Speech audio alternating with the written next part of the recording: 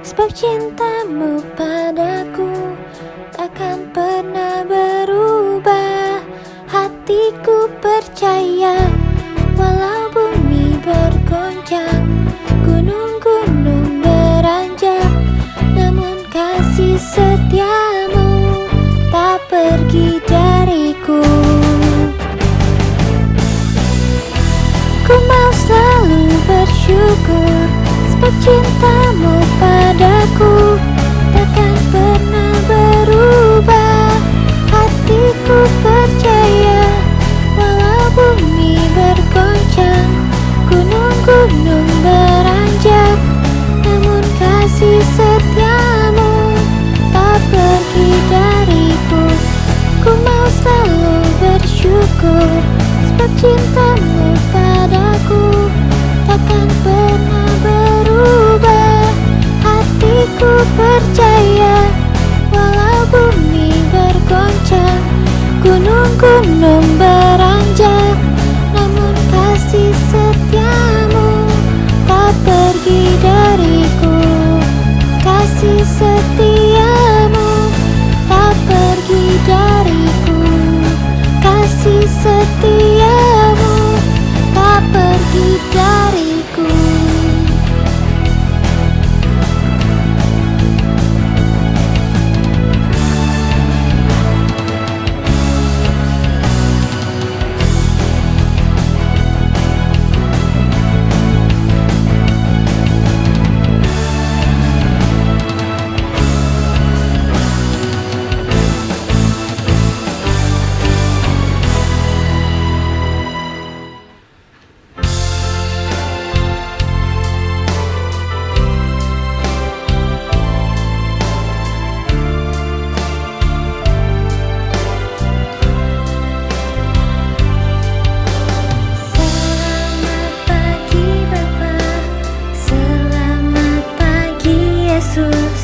Selamat pagi Roh Kudus. Terima kasih atas anugerahmu. Semalam telah berlalu, ku memuji, ku bersyukur, ku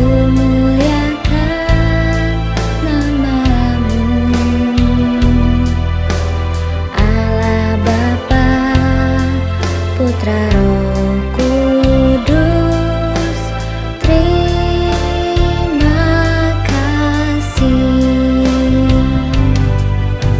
Selamat pagi Bapa, selamat pagi Yesus, selamat pagi Roh Kudus.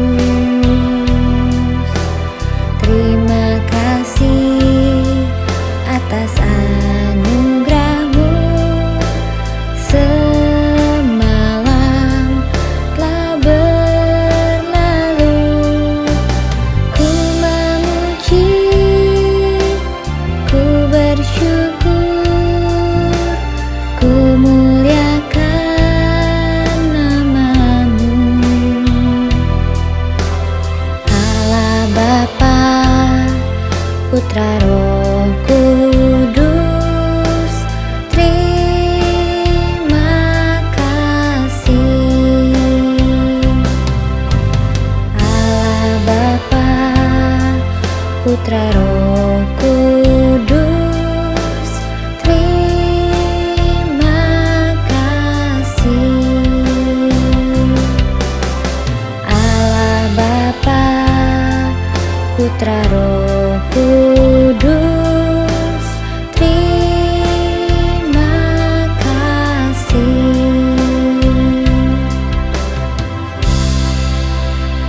Tara, teman anak raja. Shalom teman-teman. Pastikan semua semangat, punya harapan, impian yang ingin dicapai, seperti cerita kakak hari ini ya. Di sebuah hutan ada 3 pohon tumbuh bersama dan lagi ngobrol tentang harapan dan impiannya.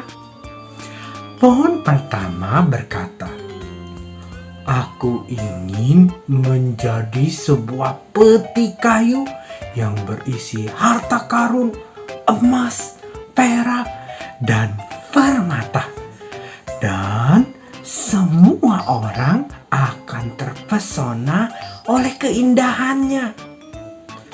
Pohon kedua berkata, "Suatu hari aku akan menjadi sebuah kapal pesiar yang besar, kokoh, dan aman, yang mengangkut raja-raja berlayar keliling dunia." Tidak ketinggalan, pohon ketiga berkata, "Di puncak bukit ini, aku akan tumbuh menjadi pohon terbesar yang tinggi, yang tidak terlupakan sepanjang masa. Dan orang akan terpesona memandangku dan berpikir betapa dekatnya aku dengan surga dan Tuhan." Wow, bagus! Pohon-pohon itu mempunyai doa, harapan, dan mimpi. Bertahun-tahun kemudian, 3 pohon itu ditebang. Pohon pertama senang dibawa ke tukang kayu. Harapannya menjadi peti indah berisi harta karun akan segera terkabul. Tetapi ternyata si tukang kayu menjadikannya kotak tempat menaruh makanan ternak, dipenuhi jerami dan ditempatkan di sebuah kandang hewan. Ya, pohon kedua senang karena dibawa ke galangan kapal. Pikirnya akan dijadikan sebuah kapal pesiar mewah yang akan mengangkut raja-raja. Tetapi ternyata kayu hanya dijadikan perahu nelayan yang kecil dan sederhana. Pohon ketiga dipotong menjadi belahan-belahan kayu dan hanya disimpan di sebuah gudang yang gelap, yang tidak mungkin menjadi pohon terkenal seperti harapannya. Ketiga pohon bersedih. Harapan mereka tidak terwujud. Dan mereka sudah melupakan mimpinya. Sampai suatu saat datanglah sepasang suami istri di kandang. Istrinya melahirkan seorang bayi laki-laki dan membaringkan bayinya di palungan atau tempat makan ternak yang dibuat dari pohon pertama. Pohon pertama pun menjadi sadar bahwa di palungan ada harta terbesar yang tidak ternilai, yaitu bayi Yesus yang akan menyelamatkan dunia. Bertahun-tahun kemudian, beberapa lelaki naik perahu nelayan yang dibuat dari pohon kedua. Dan seorang dari mereka berdiri dan berkata, "Diam, tenanglah." Dan badai pun reda. Sadarlah si pohon kedua bahwa dirinya, perahu kecil yang sederhana, telah mengangkut raja di atas segala raja, yaitu Yesus yang berkuasa atas alam semesta. Suatu hari, seseorang memanggul potongan kayu pohon ketiga. Sepanjang jalan orang menganiaya dan menghina laki-laki yang memanggulnya. Sampai tibalah di atas puncak bukit, dan orang banyak menyalibkan laki-laki itu, yaitu Tuhan Yesus, pada balok kayunya. Sekarang pohon ketiga mengerti bahwa sepanjang masa orang tidak akan melupakannya dan dia begitu dekat dengan Tuhan Yesus dan surga.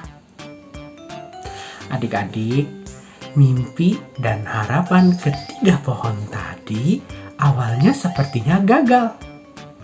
Tetapi ternyata harapan mereka semua tercapai. Tetapi dengan cara yang berbeda.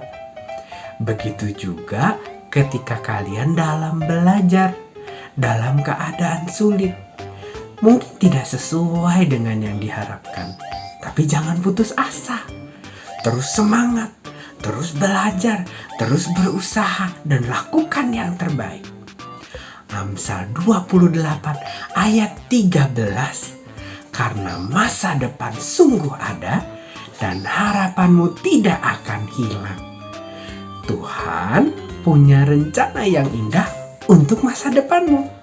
Jadi setia berdoa, bekerja, dan berharaplah hanya pada Tuhan. Di suatu masa, bangsa Israel melakukan yang jahat di mata Tuhan, yaitu menyembah dewa atau patung. Karenanya, Tuhan membiarkan bangsa Midian dan Amalek menindas bangsa Israel selama 7 tahun. Hasil panen dan ternak mereka semua dirampas, sehingga mereka menjadi sangat miskin dan hidup dalam ketakutan. Lalu bangsa Israel berseru meminta pertolongan kepada Tuhan. Tuhan mendengar doa mereka, maka malaikat Tuhan mendatangi Gideon yang sedang mengirik gandum sambil bersembunyi dan berkata, Tuhan menyertai engkau, ya pahlawan yang gagah berani. Gideon disebut pahlawan yang gagah berani. Padahal Gideon lagi mengirik gandum sambil bersembunyi karena sangat takut kepada orang Midian. Berani dari mana? Maka jawab Gideon, Tuanku, dahulu Tuhan dengan ajaib menuntun bangsa Israel keluar dari Mesir. Tetapi sekarang kami ditindas oleh orang Midian. Lalu Tuhan berfirman, pergilah dengan kekuatanmu, selamatkan orang Israel. Aku mengutus engkau. Gideon kaget dan menolak. Tuanku, dengan apa aku selamatkan orang Israel? Sukuku adalah yang paling kecil. Aku juga yang paling muda dari keluargaku. Firman Tuhan, tetapi akulah yang menyertai engkau. Engkau akan mengalahkan orang Midian. Gideon yang masih muda, minder atau tidak percaya diri, tidak punya harapan, dan dalam ketakutan, tidak percaya dia diutus Tuhan dan mampu. Maka Gideon meminta beberapa tanda dari Tuhan. Tuhan memberikan beberapa tanda ajaib yang diminta Gideon. Akhirnya Gideon percaya Tuhan akan menyertainya dan memberi kemenangan. Maka roh Tuhan menguasai Gideon. Gideon pun taat pada perintah Tuhan dengan hanya membawa 300 orang untuk melawan musuh yang sangat banyak. Dan 300 orang itu hanya membawa sangkakala atau terompet di tangan kanannya. Lalu membawa obor di dalam buyung atau kendi kosong di tangan kirinya. Dan ketika Gideon meniup sangkakala, 300 orang lainnya serentak memecahkan buyung dan meniup sangkakala, mengagetkan musuh sehingga kacau. Berteriak-teriak, saling menyerang dengan pedang ke teman sendiri, dan musuhnya akhirnya lari ketakutan. Wow, luar biasa! Bangsa Israel memenangkan pertempuran dengan ajaib. sebab Tuhanlah yang berperang untuk umat-Nya. Adik-adik, mungkin sekarang atau nanti saat kalian sudah besar, kalian merasa tidak percaya diri atau minder, merasa tidak mampu, dalam keadaan takut, khawatir akan masa depan, tidak punya harapan seperti yang dialami Gideon. Ingat, jangan pernah putus asa. Tuhan punya rencana yang besar untuk masa depan kalian. Tuhan mau memimpin hidupmu menuju masa depan yang cemerlang seperti Tuhan memimpin Gideon. Asal kita taat dan setia kepada Tuhan, masa depan yang baik itu pasti ada. Masa depan yang baik tidak selalu harus kaya raya dan terkenal. Masa depan yang baik adalah hidup yang dipimpin dan dicukupkan Tuhan menjadi hidup yang berguna, maksimal, tidak sia-sia, dan berbahagia. Yeremia 29 ayat 11, sebab aku ini mengetahui rancangan-rancangan apa yang ada padaku mengenai kamu. Demikianlah firman Tuhan, yaitu rancangan damai sejahtera dan bukan rancangan kecelakaan, untuk memberikan kepadamu hari depan yang penuh harapan. Yuk, sekarang kita berdoa.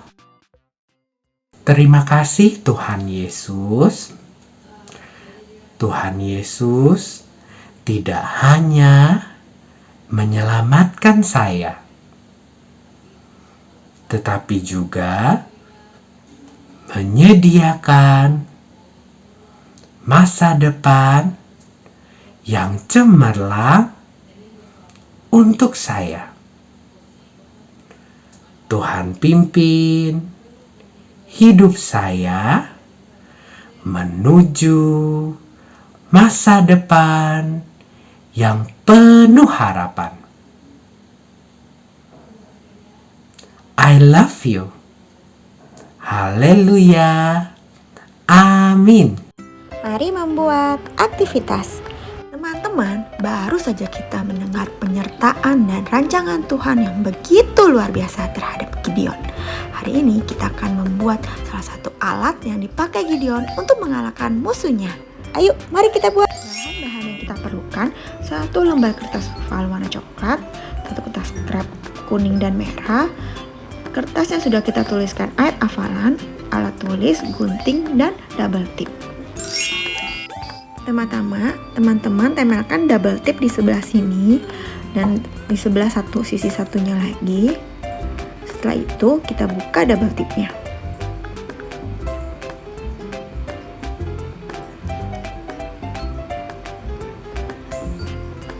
Setelah itu kita gulung bentuk segitiga kerucut dan kita tempelkan seperti ini.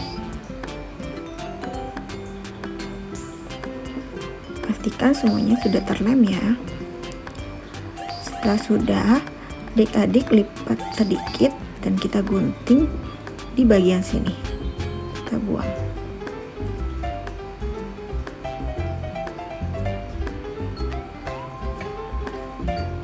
Terbentuk seperti corong es krim. Setelah sudah, adik-adik ambil kertas scrap yang warna kuning dan kita masukkan ke dalam sini. Kita tata seperti berbentuk lidah api.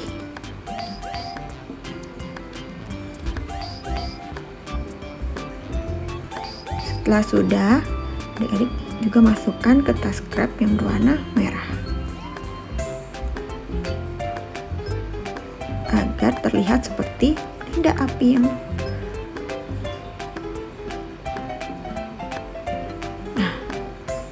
setelah sudah kita buat supaya terlihat semakin mirip dengan lidah api, adik-adik ambil ayat hafalannya dan jangan lupa diberi double tip juga. Setelah itu teman-teman tempelkan di sebelah sini. Nah, sudah jadi deh, mudah kan? Nah, yuk sambil kita baca ayat hafalan minggu ini di Yeremia 17 ayat 7. Diberkatilah orang yang mengandalkan Tuhan, yang menaruh harapannya pada Tuhan. Selamat mencoba.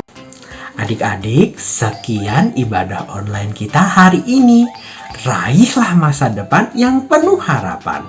Ajak dan share link IO ke teman-teman yang lainnya ya. Salam sehat, Tuhan Yesus memberkati. Tada!